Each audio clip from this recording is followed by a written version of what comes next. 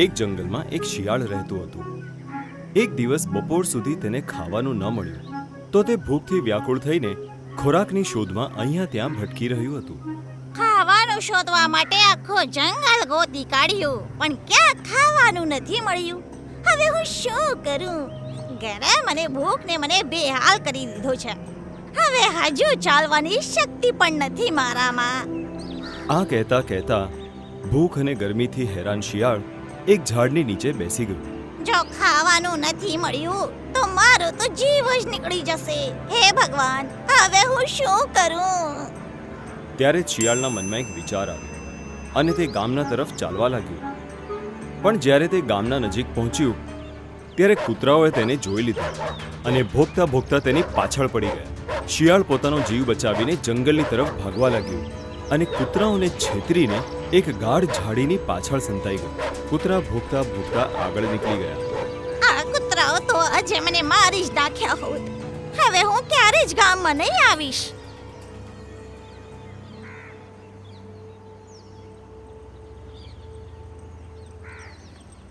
આજે કદાચ મારો નસીબ જ ખરાબ છે.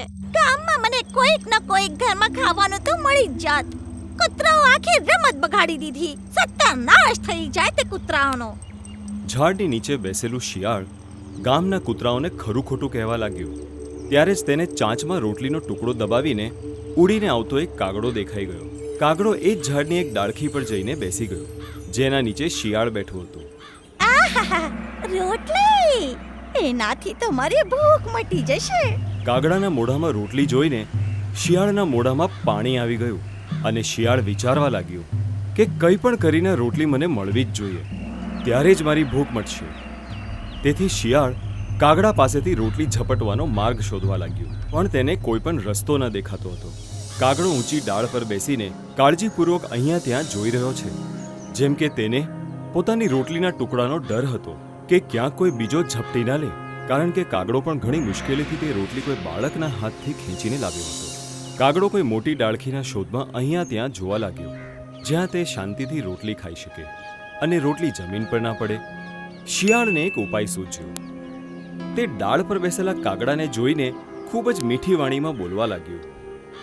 મારા વાલા કાગડા ભાઈ, તમે તો ખૂબ જ સુંદર છો.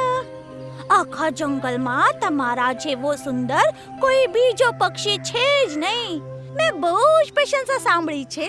હજુ સુધી તમે ક્યાં હતા? ઘણા દિવસો પછી દેખાયા. ક્યાંક બીજા જંગલમાં ચાલી ગયા હતા શું તે જંગલ આ જંગલથી વધારે સુંદર છે? કાગડાએ તેની તરફ જોયું પણ કશું પણ ના બોલ્યો. ભૂખ્યું શિયાળ હેરાન થઈ ગયું. કદાચ તે મારા મનની વાત સમજી ગયો. કાગડા ભાઈ, તમે તો બીજા જંગલમાં ચાલી ગયા હતા. તમારી મીઠી વાણી સાંભળવા માટે હું ખૂબ જ વ્યાકુળ હતી. તમે તો ગાયન પણ બહુ સરસ ગાવો છો. તમારી સુરીલી અને મધુર અવાજના બધા પાગલ છે. આમ તો ગાયન હું પણ ગાઈ લઉં છું, પણ મારી અવાજ બેસુરી છે. શું તમે તમારી ભાલી અને મીઠી મીઠી અવાજમાં ગાયન નહીં સંભળાવશો? શિયાળની છેતરામણી ચાળ કાગડાને સમજાઈ ગઈ કે શિયાળ કોઈ પણ રીતે મારી રોટલી ઝડપવા માંગે છે. એટલે કાગડો પોતાના પગેથી રોટલીને દબાવીને બેસુરી અવાજમાં ગાયન ગાવા લાગ્યો.